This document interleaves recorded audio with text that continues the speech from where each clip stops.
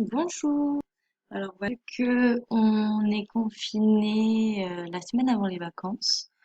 J'ai décidé de faire la séance 2 comme ceci. Alors j'espère que ça vous plaira. C'est là. Soyez indulgents avec moi. Donc là, on va faire la séance 2 avec le développement des animaux. On a vu que Chuck avait fait une plantation de lentilles et malheureusement, il découvre au pied de ça des œufs de ténébrion. Donc ça, c'est un ténébrion au stade adulte que vous pouvez voir. Une fois que Chuck a vu ça, il va se poser une question. Il va se demander comment peut se développer un insecte comme le ténébrion.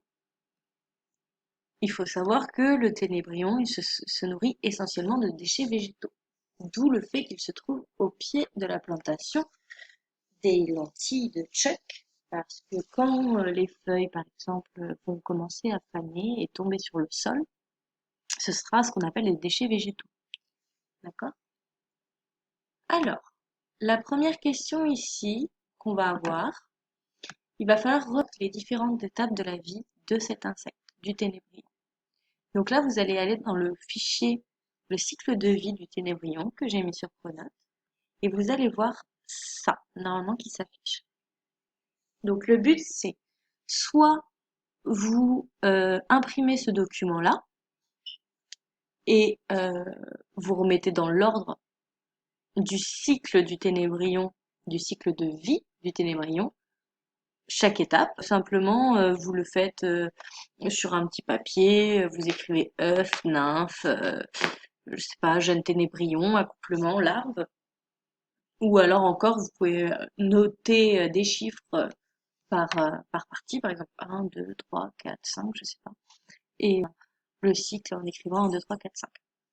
Mais quoi qu'il arrive, moi je vais vous donner la correction après, d'accord? Donc pas de panique.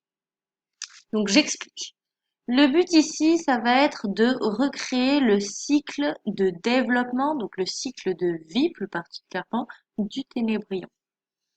Pour ça, on parle de cycle et non de linéarité. D'accord? Donc retenez bien ça, on est sur cycle et pas une linéarité. Ça veut dire quoi? Ça veut dire que ce jeune ténébrion qui va devenir un adulte, parce que sa carapace va durcir et prendre des couleurs, donc devenir ce stade-là, là. Ce jeune ténébrion, il va s'accoupler et en s'accouplant, il va faire des œufs. Mais ces œufs vont devenir ce jeune ténébrion qui va pouvoir s'accoupler, qui va pouvoir faire des œufs.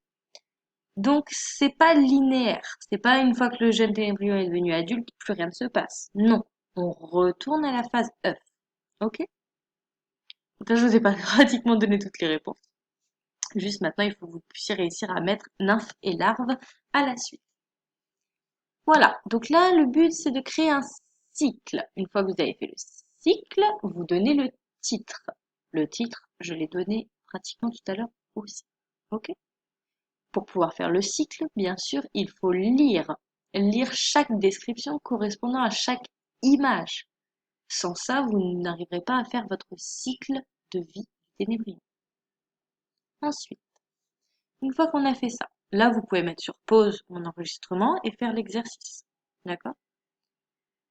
Donc, on passe à l'exercice 2.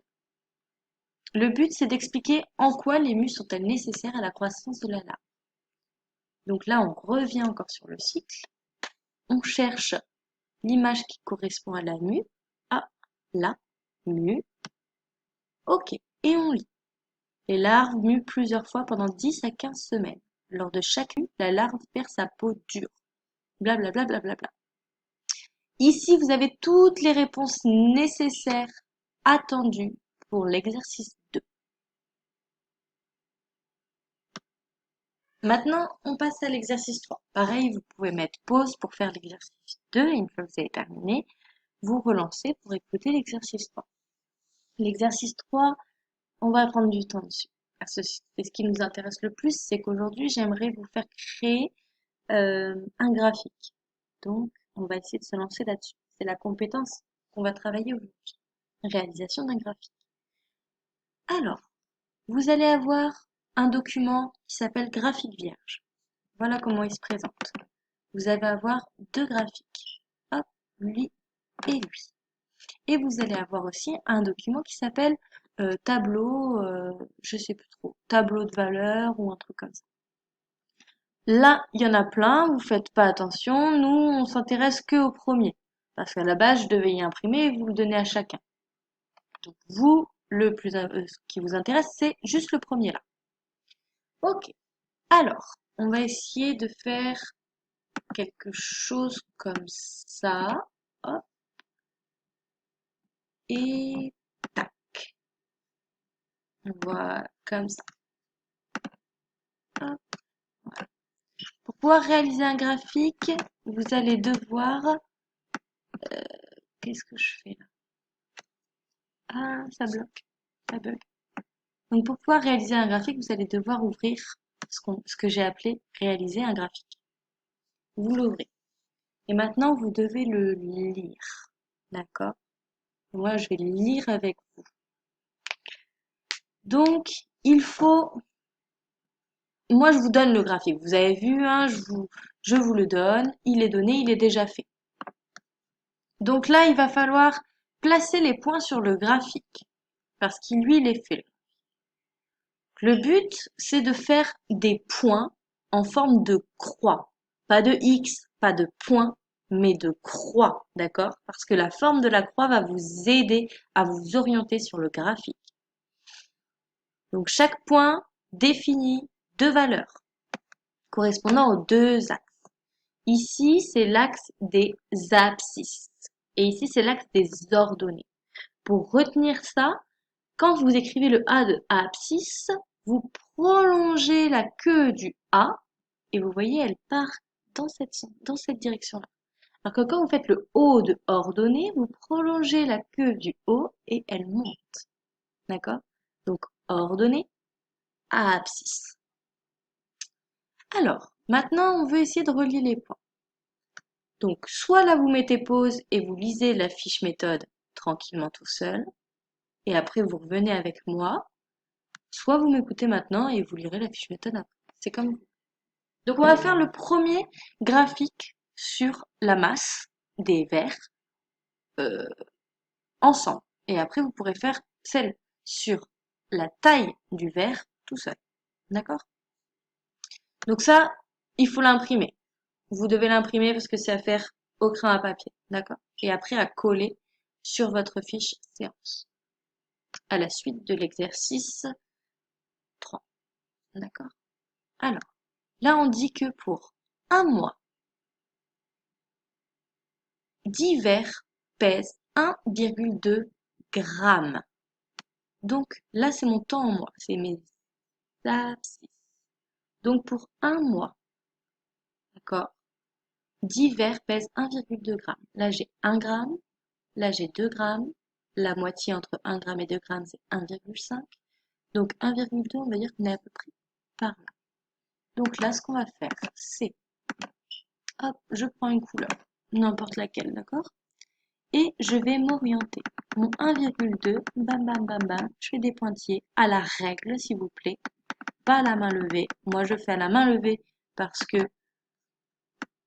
je suis sur l'ordinateur, mais vous, vous faites à la règle. Hop, donc j'ai fait mes pointillés pour le 1 de 1 mois et pour le 1,2 de ma masse de 10 grammes pour 1 mois. D'accord? Et là, je vois que ça se croise ici, alors je vais faire ma croix ici, au croisement. Ensuite, je répète l'opération pour 2 mois. 2 mois, je suis à une masse de 1,6 g. Donc 2 mois, c'est ici. 1,5, on a dit que c'était au milieu. Donc 1,6, c'est à peu près juste au-dessus. Hop, je suis désolée, c'est pas droit, mais vous, c'est droit. Hein, vous, c'est à la règle. Hop, tac, et je descends à 2 mois. Et je fais une croix à l'intersection. Vous avez compris? Allez, je continue. Ok, donc là, j'ai continué de mon côté. Donc j'ai fait pour 3 mois, on est à une masse de 2,4. Hop, donc là on est à 2,5, c'est la moitié entre 3 et 2. Donc je suis descendue de 0,1 pour atteindre 2,4 et pas 2,5. Et j'ai relié et j'ai vu que à la jonction entre ma masse et mes mois, je pouvais faire ma croix. Et j'ai fait pareil pour 4 mois, pour 3,1. Ok? Une fois qu'on a fait ça, à la main levée, on va devoir relier les points. Je vais faire ça en vert. On part de 0 et à la main levée, on va relier nos points. Hop, voilà, comme ceci. D'accord? Ensuite, maintenant c'est à vous de jouer pour la taille du verre en centimètres. Ok, je vous laisse faire. Vous avez le temps que vous voulez pour le faire. Il n'y a pas de souci. Donc là, vous pouvez mettre pause. Ensuite, une fois qu'on a terminé, on passe à l'exercice 4. Et là, on revient du coup sur le cycle de vie du ténébrion et on explique à quel stade le ténébrion peut se reproduire. Donc là, c'est à vous de trouver le stade à laquelle le ténébrion peut se reproduire. Et pour finir, ici, il n'y est pas, mais dans la correction, il y sera. Il y a un je retiens à écrire et à noter. Voilà. J'espère que j'ai été assez claire, que j'ai pas été trop rapide. N'oubliez pas que vous pouvez mettre sur pause si jamais j'ai été trop rapide. Vous pouvez revenir en arrière aussi.